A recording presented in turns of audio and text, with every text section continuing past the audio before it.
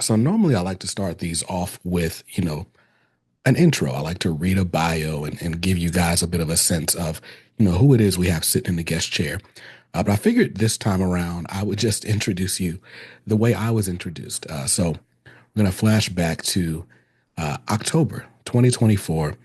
I am in New York City for New York Comic Con, and I was invited to a private event hosted by Amazon for Comixology Unlimited, just kind of promoting some of their books, upcoming books that were coming out, as well as some trade paperback collections of previous Comixology Originals series. And so we're in this room full of a who's who of comic book creators. Scott Snyder, Chip Zdarsky's there.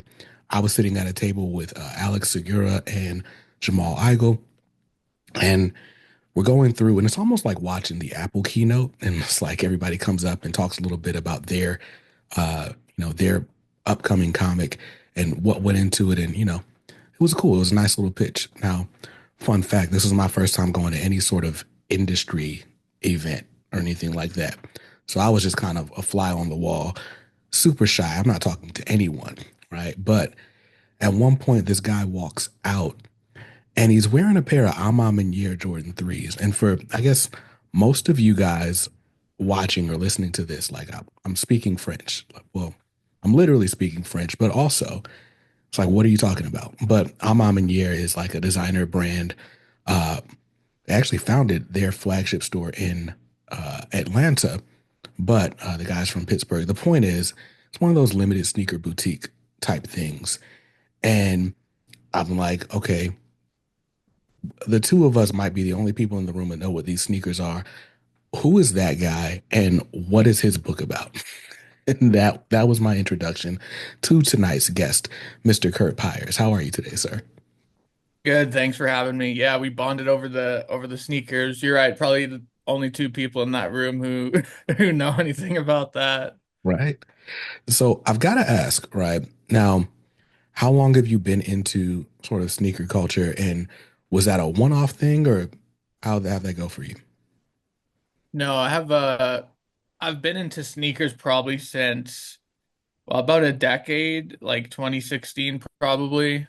Uh and yeah, I got really sucked in by the first sort of like Yeezy V2s when it was like, you know, a long time ago when it was the hardest sneaker to get and all this stuff, and they're, all this craziness around them. And so I spent way too much money shipping a pair of the Oreo Yeezys from Stadium Goods in New York to Canada where I live, because there wasn't this was kind of the start of really the online sneaker hype beast explosion thing, right? So it wasn't like stores everywhere like there is now where you could get them. So I shipped that, and then from there I got into Jordans, all these, sort of other sneakers, and now it's sort of I buy less sneakers than I used to, but I still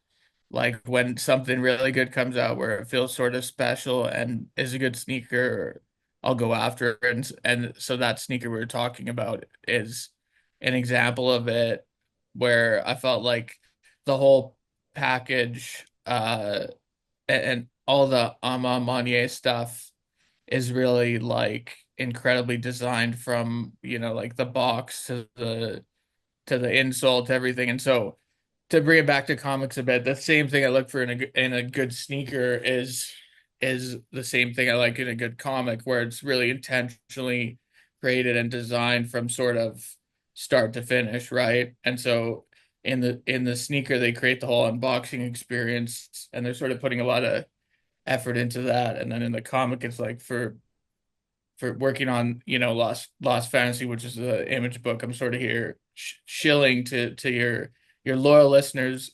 I wanted to make something that was from staple to staple, felt like special and sort of more than just like comic you read and sort of throw on the floor or something, right? For sure. And it's funny because if you got into sneakers in like 2016, you were in that period right after they started giving all the sneakers a name as opposed to a colorway. right? So like one famous pair of Jordans, like the shattered backboards, and they tell the story about Jordan playing this game in Italy and breaking the backboard. He just happened to be wearing like a black and orange jersey, and so on.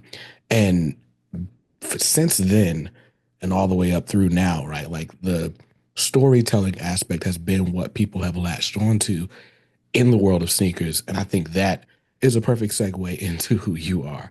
When we look into Curt Pires, right, like the through line is absolutely stories, right? You've got projects in development for film and television. You've got several comic projects under your belt, and seems to be no sign of slowing down anytime soon. I guess my question for you is, what is it about storytelling that drew you in and made you feel like I got to do that? I mean, that's a really interesting question. I don't know. It's kind of you're asking the question of like why do people like storytelling, which is pretty much impossible to answer in a in a fully developed way. But I think what people like about storytelling and what draws me to it was noticing that the emotion you can feel watching a movie or reading a really good comic or something like that, and then sort of a desire to evoke that emotion or connect with people through the work. And I think uh and the longer I've been doing it, the more I kind of realize the value of storytellers is that we give people uh a way to process their feelings and sort of escapism as well, right? I know there's certain things when I'm just having a rough time or a bad day that I definitely find like comfort food, right? And then I will watch. And so I think almost like I think we're storytellers are kind of provide a service to humanity, right? Hmm. Yeah, for Like sure. in the least egotistical way of saying that. I'm not trying to say like, oh, we're so important, all this stuff. I'm trying to say like, uh, it's just humans need stories, right? Yeah, no, for sure. I think stories give us a way to understand the world around us. Like it's fun. I guess like growing up, the first you really get of that is like nursery rhymes, right? Like Oh Mother Goose and like the Little Red Riding Hood and um what's the other one? The Big Red Hen or something like that. Some kind of hen. But the point is we learn these stories and there's all these morals to all these stories. And it's like these stories, one, teach us how to interact with the world, but also give us things to identify with, like even stories like the ugly duckling and stuff like that, right? Like we use storytelling at its most basic level to teach kids and open kids' eyes to the experiences of other people and, teach human behavior and stuff like that. But then as we grow up, right, we're watching TV, we're going out to the movies, some of us are reading comics, and we are opened up to this whole world or multiple worlds. And it's like for a second you can like live in Sacramento and be a part of like 80s skate culture. Or you can imagine a whole different world where it's like, we're raging against the oligarchy and, maybe learning something about them that we wouldn't have considered from our tax brackets, right? Like it's really interesting the role that stories can tell or play in our lives. Yeah, absolutely. I think it's comic books especially I think are really interesting because it's like I think of comic books kind of like records, right? Where it's like this thing that refuses to die off even though it's not as mainstream as maybe it once was. But I think there's something really special about the medium and about the storytelling that is utilized in it that really is attractive to people and keeps people coming back because otherwise, they just wouldn't exist because certainly been so many times in history and even recent history where comics are dying, but like they're sort of so powerful in a way that they sort of refuse to go away. Uh, and I mean, there's a reason I think that comics are the sort of backbone of the biggest entertainment around. Uh, we're sort of in a moment where it's kind of declined a bit, sort of like the way the Western did, right? Where in Hollywood everything was a Western for a while, right? And they were just printing money, and then people got tired of Western, so they stopped making them. But sort of like the Western, I think the superhero story is sort of mythic and resonates with people in a way similar to like, ancient Greek mythology or any of this stuff where you can go be Christopher Nolan and make your version of the story, and people, that's thousands of years old and people still go see it. For sure, for sure. When we're talking about comic books, right? It's true. Like comic books do feel like, uh, you know, a, a relic of an old time or a past time, but at the same time, right? Like there's so much stuff that can only happen in a comic book, right? Like there's so many stories that we read or come across that it's like you could try to make this work, you could try to adapt this, right? Like, but maybe the CGI isn't good enough, or there's not enough special effects. There's not a the actor doesn't convey the moment the way the artist could draw it, right? And so there's so many things that just feel like they're unique to the comic medium. When did you discover comics? When did you start reading comics? I was a kid. I was about probably 11 or 12, and I went to there's a comics.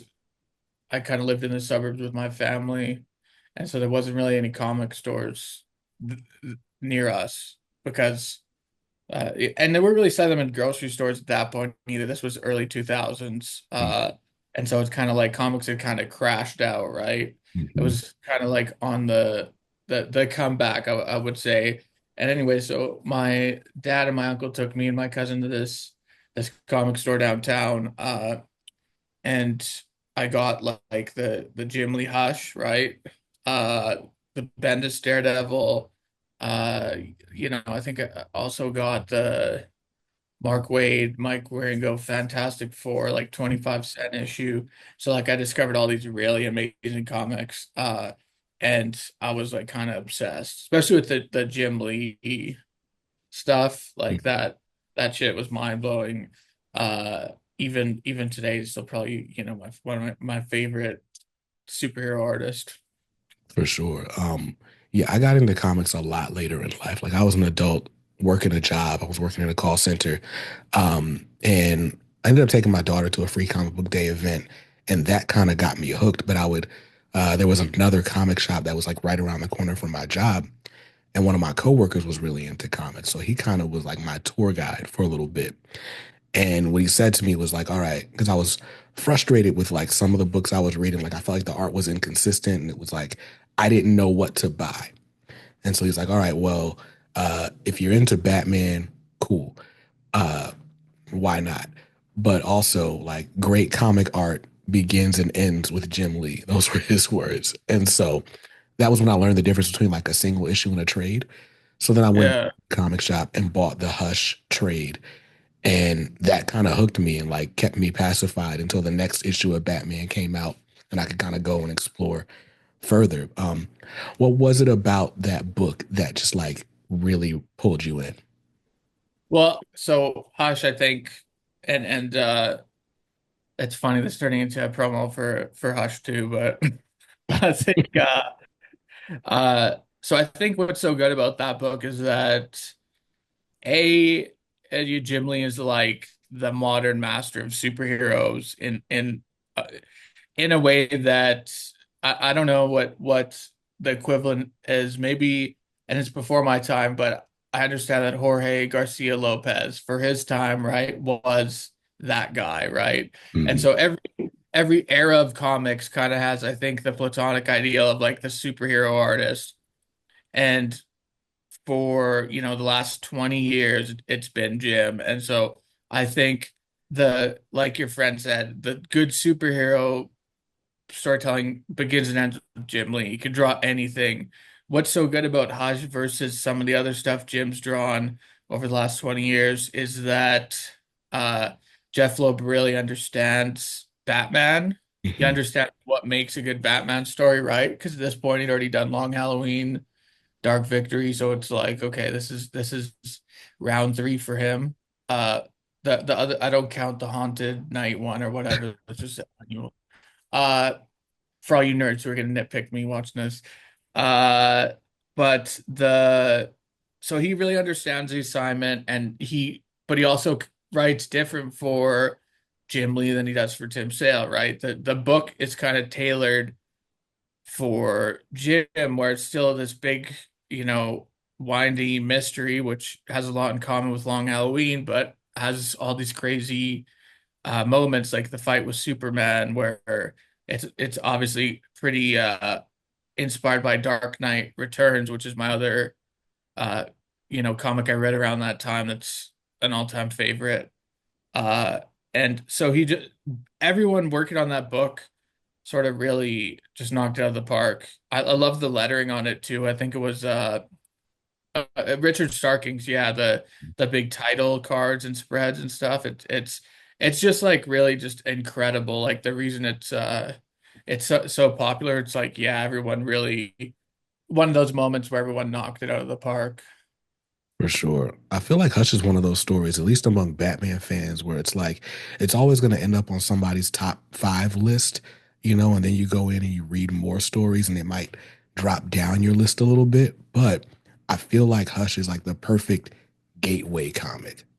Like it it introduces you to how fun comics can be in such a great way.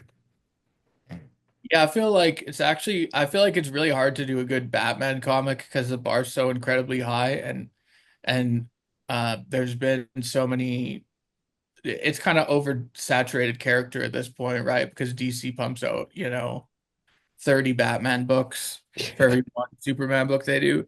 So it's really hard to do something interesting, but I think like Hush, uh Dark Knight Returns, uh Year One, and then I think The Court of Owls uh is probably like the top sort of top five or so. Maybe I'm forgetting some stuff, but I feel like those are the ones in my head that really stand out. And yeah, like Long Halloween and that stuff. But those ones sort of stand out to me, and I think it's tough to uh to really impress people with it because there's a lot of really down the middle quality wise Batman stuff. Yeah, yeah, for sure. Um, and so those first comics you got, they're all superhero comics, right? You got Batman, Daredevil, Fantastic Four. Um, but like when I go through your bibliography, so to speak, like there's a lot of different types of stories, and you've largely stayed away from big two storytelling.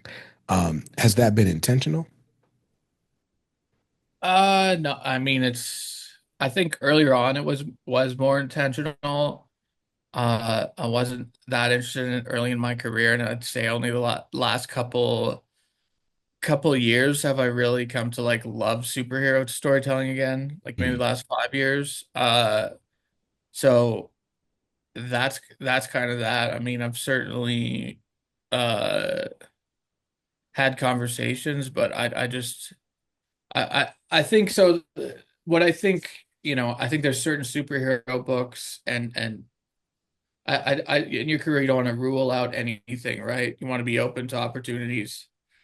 I don't. What I'm not interested in doing is just hopping aboard a moving train where I can't do a good job, right? Like that's yeah. sort of the thing that I don't really have any interest in is just like, oh, can you write three fill-in issues of X-Men or this sort of thing? It's like, well, n no, not really. Like it's just I don't think I'm servicing the book or myself by doing that. But that's it. I do really like what we were talking about, these Batman books. These are all books with creators' fingerprints on them, right? And they sort of leave a stamp on it. And so I'm interested in the superheroes, and I do have some superhero projects coming up.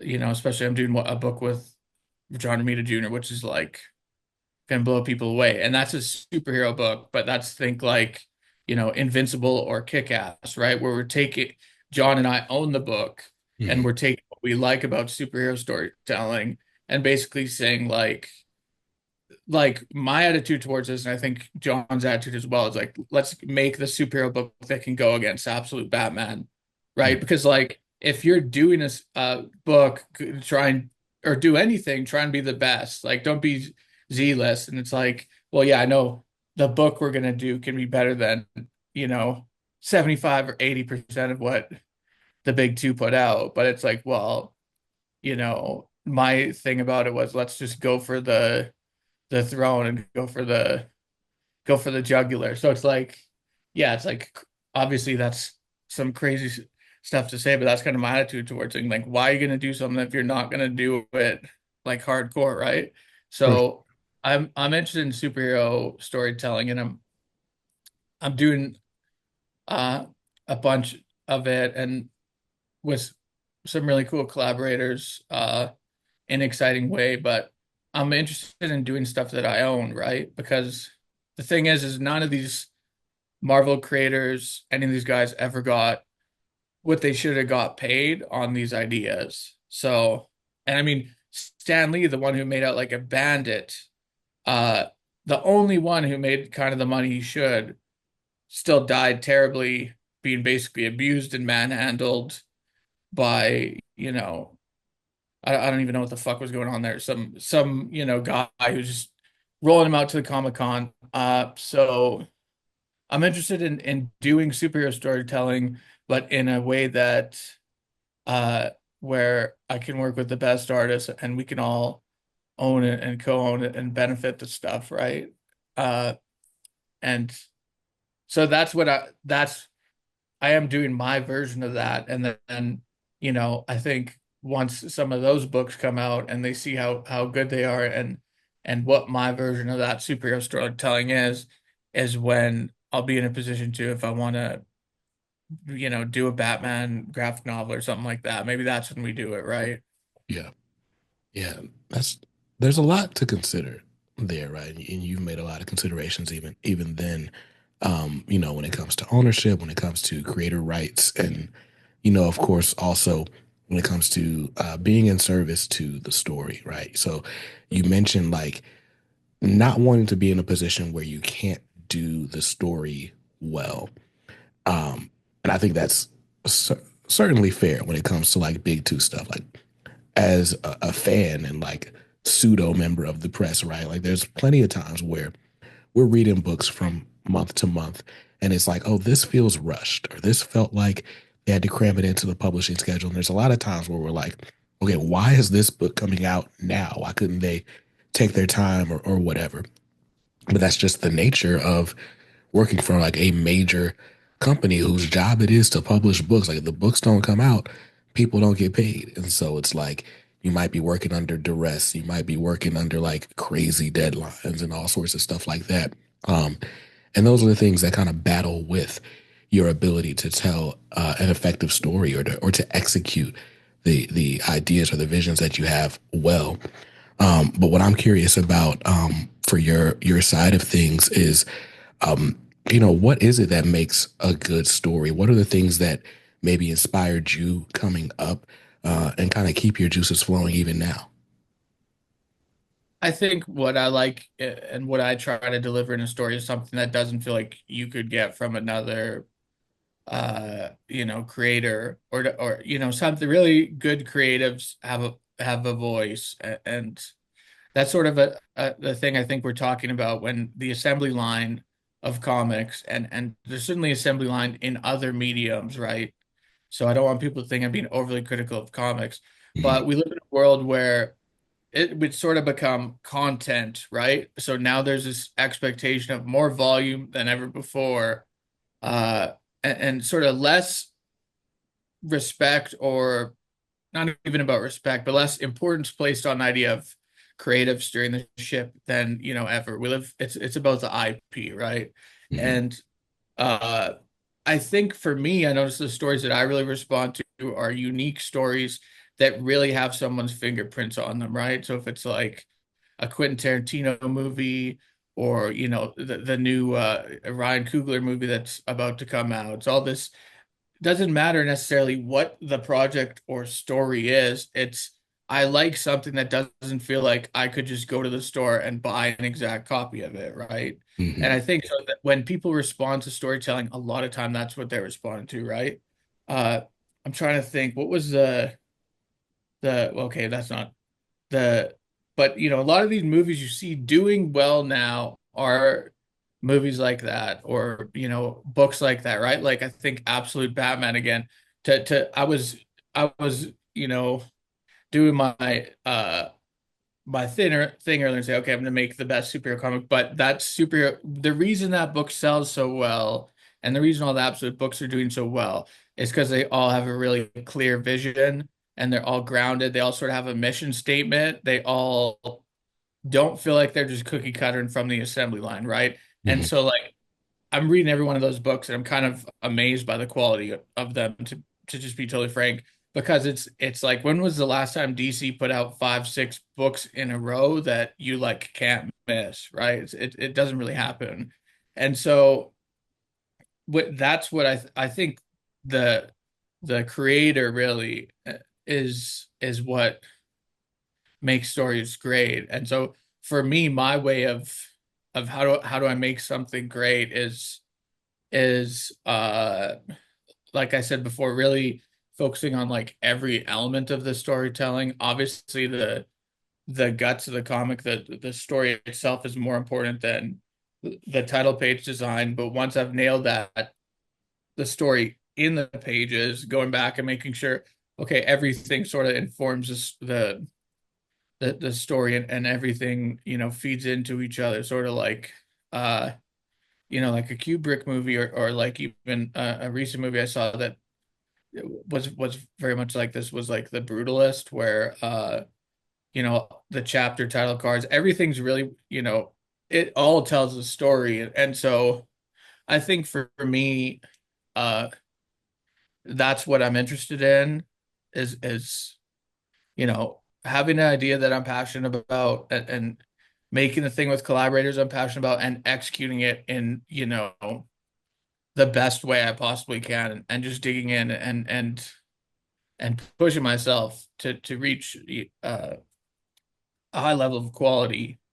And if money was no object, I would, very much just like to work on 2 or 3 things at a time, right? Because I could really take a lot more time on them. But this is a fast moving medium, and you have to you can't be too precious, right? It's like Kirby and the old Marvel comic stuff. They're creating these universes, which now the bedrock of this, multi-billion dollar empire. They were like knocking out 7 pages a day in a sweaty, uh, like glorified apartments, in Manhattan. So I think it's just like, yeah, you can't be. You want to do a great job, you also can't be too precious. So it's sort of they're two different sides of the coin. Yeah, for sure. Like you can't hold on to it, right? Like I think about we were talking about music earlier. Um, there's a documentary about one of my favorite groups, A Tribe Called Quest, and Chris Lighty, their manager at the time. There's a scene where he's talking about how he had to like just go and like snatch the album from them because it's like if left to their own devices, they would just keep tweaking songs and tweaking songs. And it's like at some point you got to just say, you know what, it's done. Let's let, the market decide what they want to do with this and let the fans decide how they like it. And, thankfully for them, it turned out to be a string of classic albums. But, even if it's not like every work you do is not the classic work, it's like it's iterative. And the more at bats you get, hopefully, the better you become at it.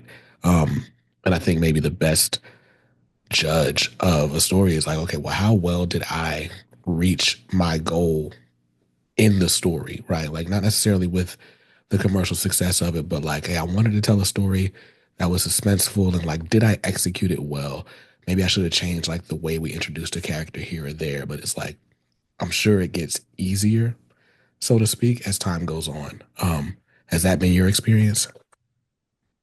Well, I think you're right where it is about just getting up at the bat, right? Where it's sort of like the t 10,000 hours theory, where it's sort of like you achieve a the more you do something, the more you achieve a sense of like mastery over it. And so like like I've been kind of working in comics and at comics and around writing for 10 years, and I think I'm way better and faster at it than I was, 10 years ago. And I think you develop just like subconscious stuff, right? So uh like the page turns and that sort of stuff, that's something that I found like I've gotten really better over the last couple years than earlier in my career where I would not necessarily think about it as much when I'm writing. Always now I'm kind of really thinking, okay, when's the page turn? When's this? When's that? We can drop that moment on the page turn, so it's not going to be like spoiled and all this stuff, right? And so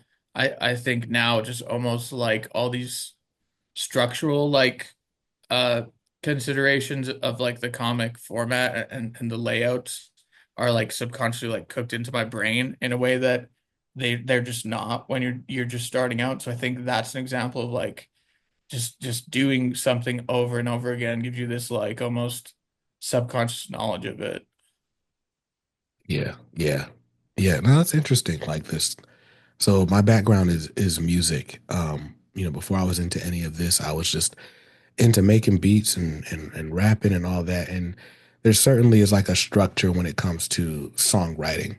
But I think in rap, like we kind of can get away with, breaking structure for a little bit, right? Like even a song like a Millie by Lil Wayne. It's like, yeah, it's got a chorus and like a hook, but it almost feels like one long verse.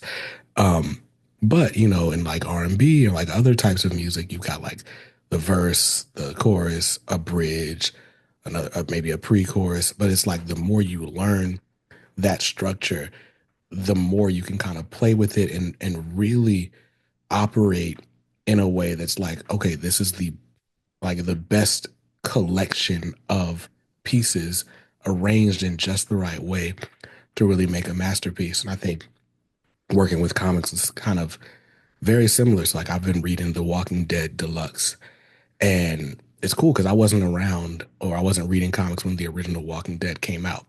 And so The Walking Dead Deluxe, they've been reprinting it and they'll put all these like all this back matter in there. And Kirkman's got all his scripts and but also like outlines and stuff.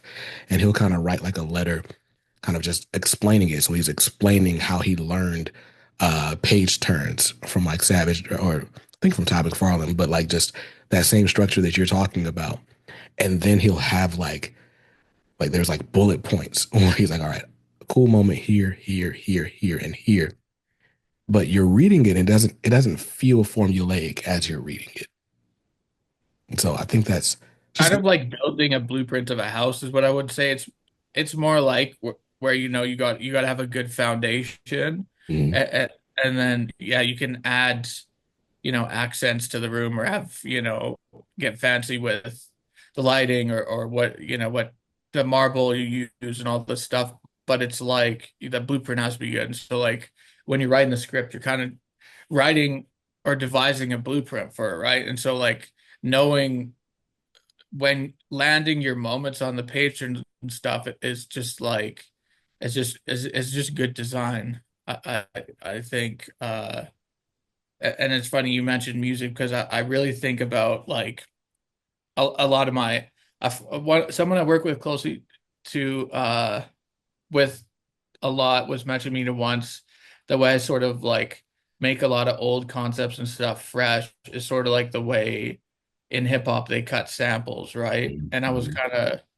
I was kind of thinking about that, and I do think there's something to it because I think like I think this not the Lost Fantasies the first up, but this other book I'm working on, Galactic, is like it's like me cutting a sample of like the Star Wars uh Star Wars and Mobius comics and like True Romance, but then, making it this its own crazy thing that's kind of like my own thing. And it's hard to explain until you experience it, but like I think my stuff when you read it all sort of I have a voice, and my stuff has a certain feeling to it, and like whether you love it or you hate it, you read it and you could be like, okay, that was a Curt Pierce comic.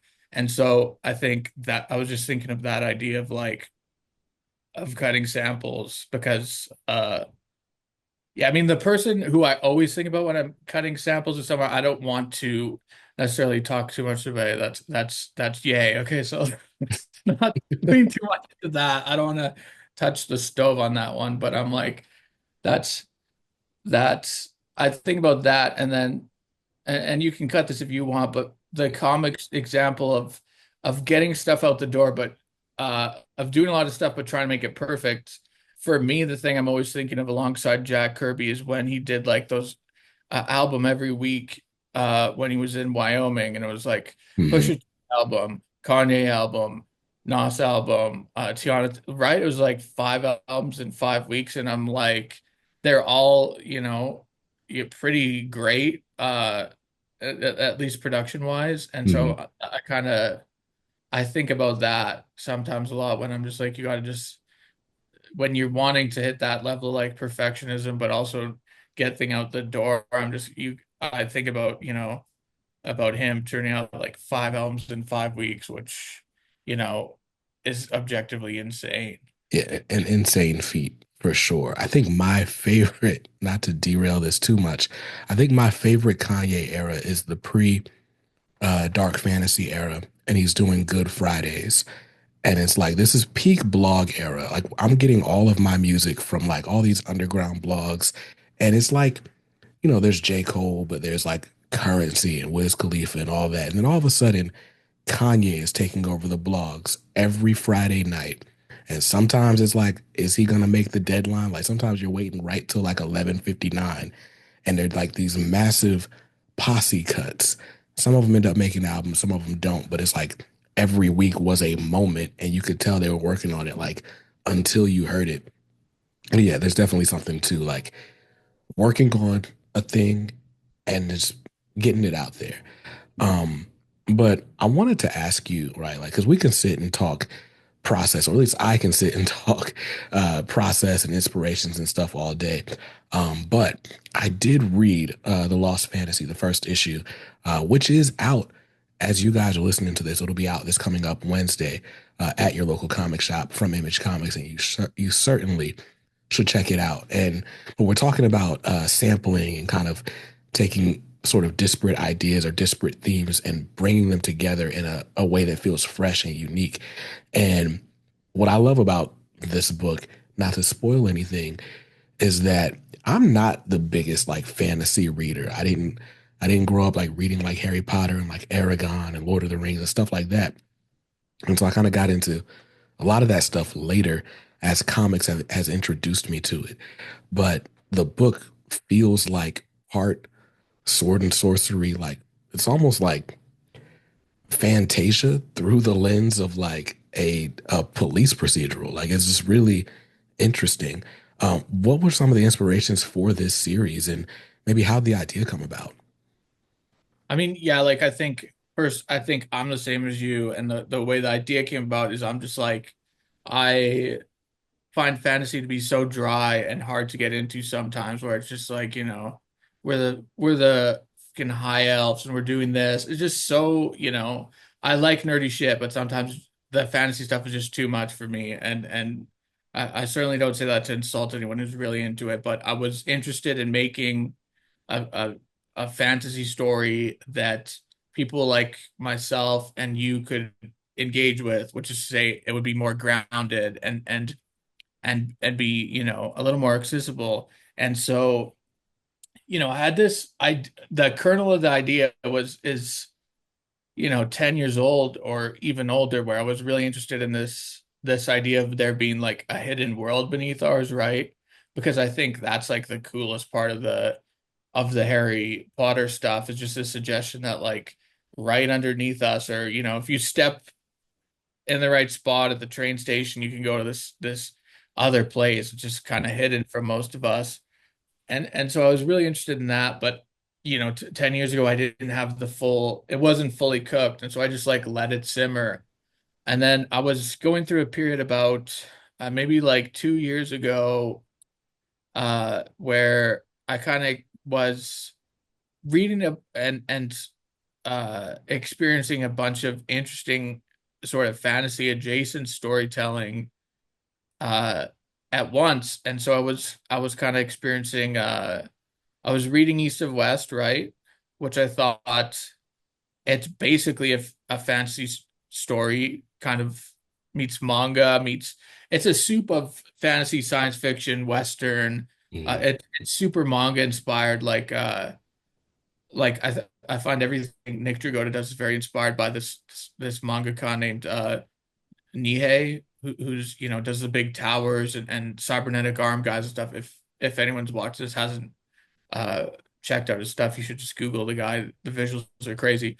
But so I was reading East to West, and then I played The Witcher, which is where I kind of got the procedural idea for this, because what I found so interesting about playing The Witcher, Witcher 3 to be specific, was like it's basically a procedural but set in a fantasy world, right? So these witchers go out and I don't know if you've played it or familiar with it, but he's basically like kind of like a monster hunter in this fantasy world, which is a more high fantasy world, but like he'll help the townspeople if, you know, someone goes missing, that he has to, you know, find it. And it's like, look, we find him in a cave and it's a werewolf versus this thing. And it's so I got interested in the idea of like doing that, but like in our world, right? Where it's like, okay, it's got procedural storytelling and is solving mystery, but like when he's solving it, it's like, oh yeah, a fucking werewolf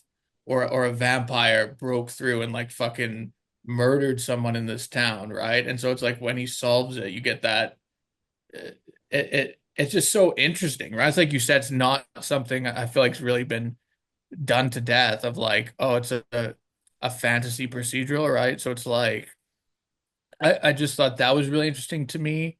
And then the other thing I found interesting about the story was building out the history, right? Like, what's the history of these two worlds, and like, what's the agreement like?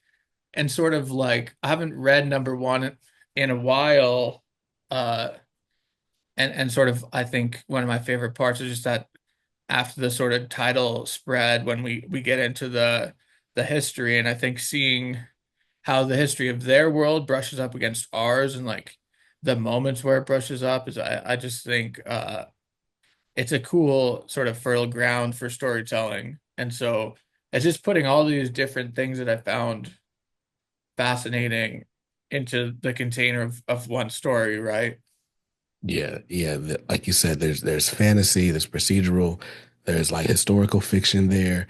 Um, It's and very manga inspired too, right? Like uh you know, like so it's inspired by Berserk. Have you read Berserk? I have not read Berserk. Well, you should check it out. It's insane. But you know, Berserk has a giant fucking sword, and Mhm. there's like crazy just fights and monsters and stuff in it, right? And Berserk was sort of one of those foundational mangas that was so like epic and crazy. It didn't just inspire other mangas, it inspired, you know, like video games and stuff like Final Fantasy that also influenced Lost Fantasy, can be traced back to Berserk. So I was kind of like pulling from so many different places with this one, Mm. and it's kind of like I think I want to and I was doing another interview about this recently, and I was saying I want to do comics that like anyone from anywhere in the world will find cool, right? So Yeah, like I want to like that's the problem with American comics, I really feel like, is it's so we're so like up our own asses to kind of be crass about it, where it's just everything has to be superhero or the superhero flavor, this that.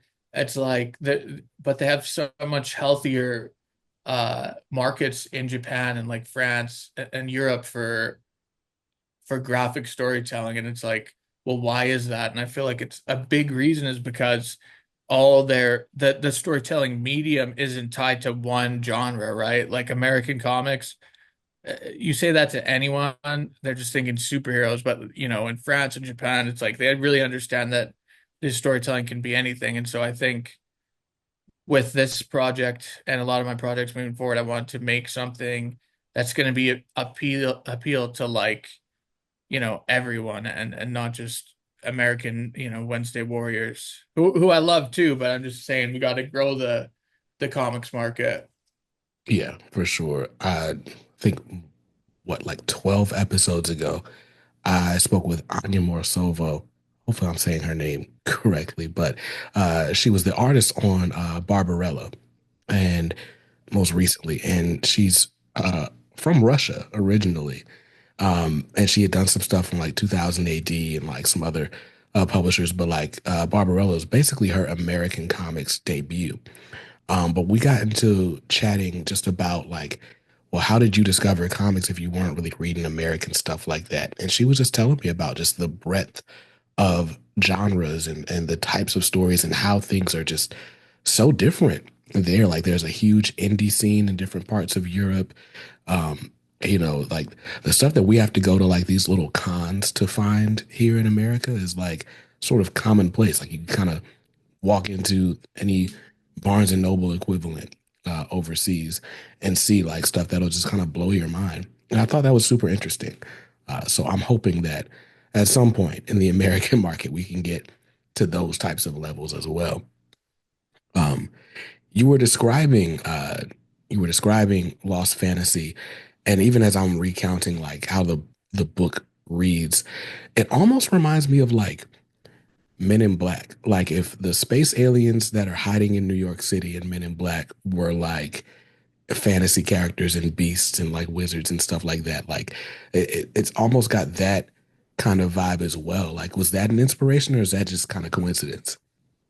So that is uh Men in Black wasn't on my mind when I was first sort of working on it, but there's once I got into the book, there was a problem I had to solve Hmm. where started thinking Men in Black. I forget how many chapters I sent you. I think maybe I sent you the first three. Hmm. Uh, and like there's a what they do after someone from our world witnesses uh one of the creatures or something that was very inspired by Men in Black because I'm like I have to have some sort of answer to like what the fuck happens if you're out getting your groceries and you see like a troll and like you see our guy like fighting it, right?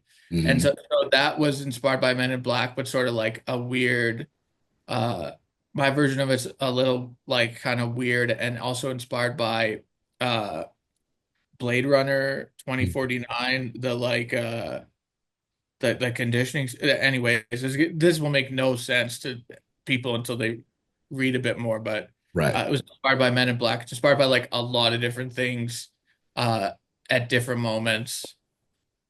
That is awesome. I guess like, I should be a responsible member of the press and give a sort of pitch for Lost Fantasy. So, long ago, right, there like Kurt said, there's like a world hidden beneath our world. And, basically what started to happen is like these monsters would come out of these portals and, freak people out like from all points in history. So when the American government, when like the world's governments kind of found out about it, they sort of made this treaty with all these different representatives of these fantasy kingdoms, so to speak, to basically keep it so the two worlds never should meet. But something's going on, something, so every now and then something might happen, and there's these different events that have to be hidden.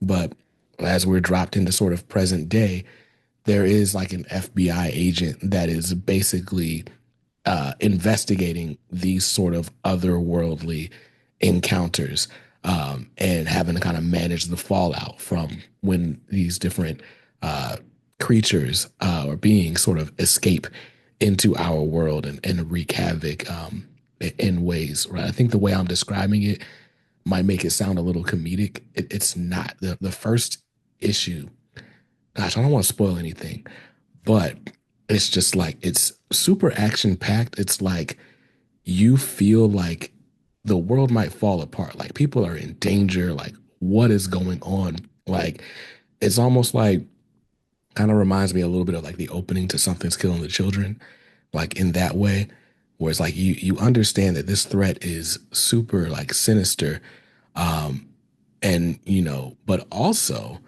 our title character or our main sort of I guess protagonist, if you will, is not like the most virtuous person in the world either. And so it's like, how is this guy going to sort of solve this problem for these worlds? And just what kind of adventure are we going on? That's all I can say about the first issue without spoiling anything. But I really want you to go to the shop Wednesday and grab it. Yeah, that's a really good pitch. I think, like you said, uh it's about that there being a hidden, magic world beneath ours where stuff breaks through, right? And there are these big creatures like trolls or werewolves, vampires, dragons, whatever. And that we show sort of the human cost of what happens when that breaks through, right? Like you're saying something killing children. It's not pretty when one of those monsters gets out, and it's not pretty when one of our creatures breaks through. And so it's about the agents and sort of law enforcement officials that are supposed to stop that and sort of like cover it up, right? And Mm, so our way into it is there's this sort of a mass mass casualty incident in Montana that's sort of, you know, raises the alarm bells, and so this rookie agent, Henry Blackheart, who's like you said, rough around the edges, not a saint, but is kind of a brilliant young agent, is sent to investigate it. And the more he investigates it, the more he realizes that like there's more going on in this small town than sort of he initially thought, and it sort of has ties to a big mystery that involves the sort of like institution he works for and stuff. So that element, even though there's like dragons and monsters and stuff, kind of also draws influence from like True Detective or like like David Fincher movies, right? Where it's mm, like a messed up detective trying to solve, this huge crime or something. So it's like there's so many different influences all over this thing that kind of I think together make it, I think a really unique experience. Like I don't think anyone's going to be reading this and be like, well, I've read this one before. It's like, nah, this is I think, very unique story, and it's really suited for the medium of comics. I mean, there's just panels in it where I feel like Luca's just really channeling like Magnola and stuff, and I think it's just really fun to see him cut loose on this book.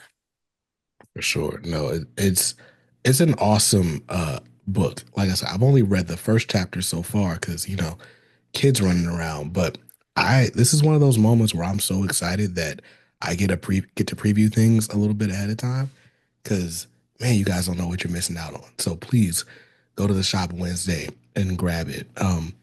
But Curt, before we go, you've got quite a few irons in the fire. You've got quite a few stories upcoming. You did tease a little bit of the John Romita Jr. project you're working on for Distillery, but before that, you've got a book coming in July called Galactic. What is this book about? Yeah, so Galactic, the same way with Lost Fantasy, I wanted to tell a fantasy story that would be grounded and interesting to me as someone who's like a more casual fantasy person. I wanted to sort of do that with science fiction storytelling, which I think is another overdone and a lot of the time very stale genre of storytelling, right? Like how many Blade Runner ripoffs do we need? Uh, but so for this one, I was really interested in like I said, do something grounded, and then I was kind of talking to Stillery about it, so I wanted to be really, cinematic and like widescreen for their format, right? Because basically the IMAX of comics, right? Hmm. Uh, and so it's sort of like it's kind of a criminal love story, like true romance, uh smashed against like Star Wars. So it's about this pair of bounty hunters. Our main character, who's Jack, he's sort of an orphan, uh and his bounty hunting partner, whose name is Wolf, and he's a humanoid what's it, Morky. He's based off my dog, Mm, also named Wolf. I was basically like, what if my dog was Chewbacca? Anyways, so that they're sent to bring in this princess who's run away from home. Basically, like, what if Princess Leia like went on a bender? She's been on this, ran away from her palace, has been on this hippie planet, like drinking, experimenting with drugs, experimenting with her sexuality. They go to bring her home, and she hates them, they hate her, and then they kind of end up in the middle of this giant intergalactic war. And maybe they fall in love along the way, maybe they don't, but it's like a very grounded human kind of romance story against the backdrop of this, Dune Star Wars type shit. So it's like you have really human moments, you have really violent moments, you have crazy sci-fi moments where there's, women piloting these starships with their, cables coming out of their brains, and just all this like comic book shit mixed with like, I think, grounded human storytelling, which is really important to me. So that one's out in July through Distillery, and I'm very excited about it as well. I think like if you like Lost Fantasy, you'll dig this one as well. It's definitely got kind of like shared DNA, like I was talking about earlier. And then yeah, later after that, we're doing the book with Johnny Ramita, which is dream come true. And he's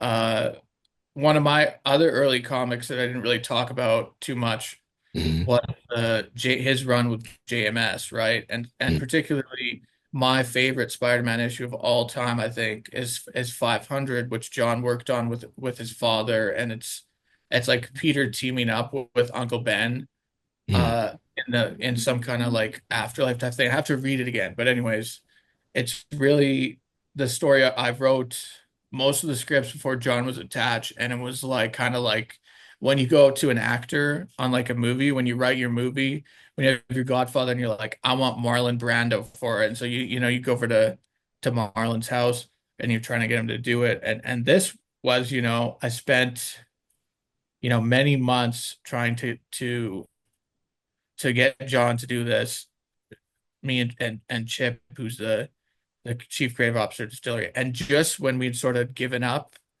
uh, he came. He's like, I want to do this. He's like, I'm obsessed with this. So it's like literally, I could make a documentary about the fucking getting John Romita for this one, and maybe I will once the when we're putting the book out, because it's like mm. a really special book. But yeah, that book's gonna blow people away. It's really it's his first creator owned since Kick Ass, and it's a book for superhero fans who want to remember what it was like to like read that first Spider-Man comic, or really like, I don't know, just I feel like it's the best thing I've ever done. So I could talk about it and I'd get in trouble, but that's what a little bit on that one.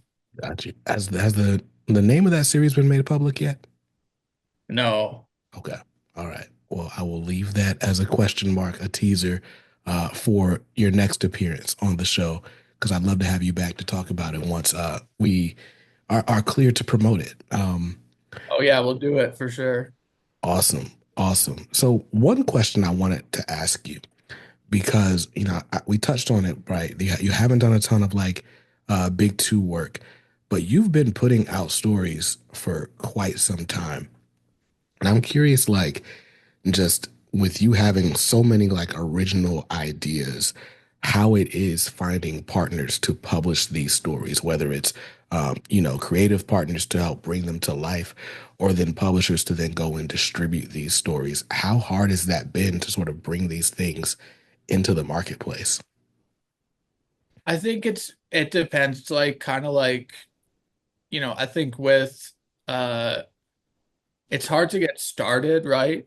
It's really hard to get started. And I think, what I was talking about earlier about not wanting to do stuff that isn't good, for lack of a more nuanced way of talking about it, is because you spend a lot of time building your brand or your body of work as a storyteller, right? And it's really more or less all you have.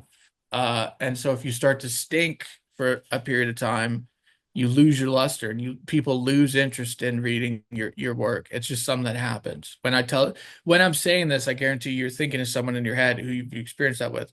Mm, Uh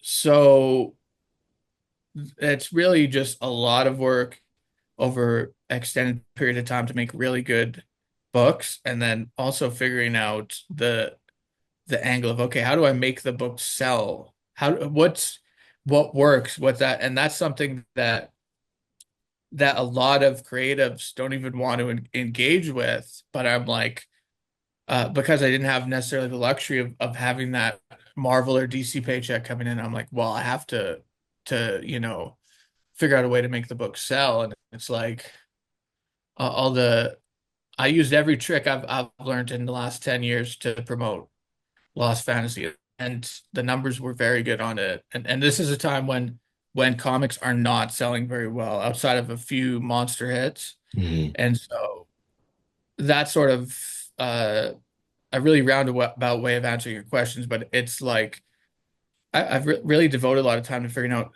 some of the business stuff, because I felt like sort of the way in the music industry how they like to trick young guys, right? Especially like rappers. Well, they give you that deal where you've never seen so much money in your life, but then they basically just, they own you forever, right? Like the right. 360 deal. Uh, and so there's a lot of that shit in comics too, where it's like, yeah, we'll give you, a terrible paycheck, but you're making money, do something you love, and you'll take it. And then, later on, you figure out all the ways you got fucked. And Mm, so I basically learned the business side of it over the 10 years I've been doing it as well. And then the other thing which made it easier for me to get projects greenlit was I just started going out and trying to sell them in Hollywood, because I realized a lot of the guys who I was working with who, weren't talented, and not my collaborators, the executives at some of the companies who I don't no longer work with. They were mm, like wannabe producers, and they like weren't particularly skilled or like successful. And I'm just like, well, if these guys are going out and like selling shit as TV shows and movies and stuff, I can just do that. So I mm, just flew out to LA and started just like networking and like getting meetings and stuff. And I started selling that stuff. And then once you sell a couple of those things, suddenly the guys who don't want to return your calls are like a little more interested. And it's just kind of like it's like a 360-degree thing, but it's like all these little things over time build up. But I think it all really comes down to like deeply caring about uh the stories I tell, and deeply caring about the readers, where I don't want people to buy something and feel like ripped off or like not enjoy it, right? Because I still read comics, and I still, you know, experience that once in a while. I just think, wow, like you couldn't come up with a cliffhanger for that one or something. So I just think I never want to be that book in your stack that you regret spending, $5 on now. So I think it's like, all those factors together is how it you do it. It's a lot of work. for sure. But you've definitely carved out a lane. You've been successful with it, right? We've got projects with all sorts of publishers. We got Dark Horse, Mad Cave. You've had a great relationship with Comixology, right? Like it started with a few titles and they keep extending you. Um, how has that relationship been helpful to you? What's it meant to you, I should say?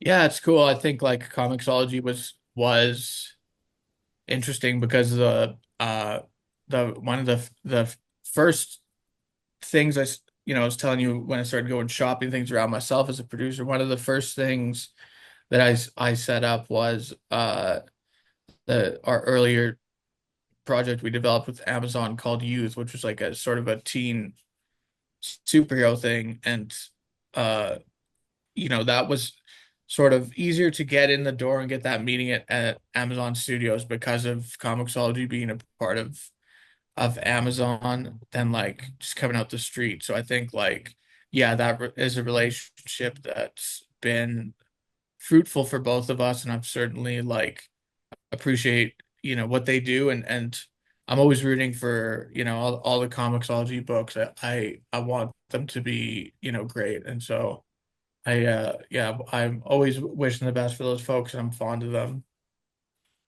For sure. Awesome. Well, like I said, man, you've got a lot going on. We've got a lot of books that, some have been announced, some haven't been announced. And so you've got an open invitation. I'm really excited about Lost Fantasy. And I think after this book, right, like a lot of people are going to be really anticipating your next project as well. So I can't wait to have you back on to discuss. But just to recap, Lost Fantasy issue number one is out this coming up Wednesday. So head to your local comic shop. And hey, if you didn't pre order it, there is a good chance or a decent chance that it may not be at your local shop. Don't worry. Just talk to your clerk. They can order it, they can reorder it. You can get yourself a copy of this book, and you definitely should. Yes, thank you guys, appreciate it. No problem at all. And so, for those who are interested in checking you out, where can they find you online? I mean, that's an interesting one. I feel like the all the social medias become more and more hellish. Yeah, But yeah, just it's my name most places. I think Instagram is probably what I'm trying to grow a bit now because it seems like the least sort of toxic. yeah, And so that one on there is Curt Antonio Pires, my full name. And yeah, that's where I would say, follow because everywhere else just gets the occasional update. The Instagram's a little more active. nice, nice. Well, I'll leave links to Kurt's Instagram in the description down below and in the show notes if you're listening to the audio. And with that, man, like I said, go pre-order this book and stay safe, stay awesome, and read something dope today. Peace.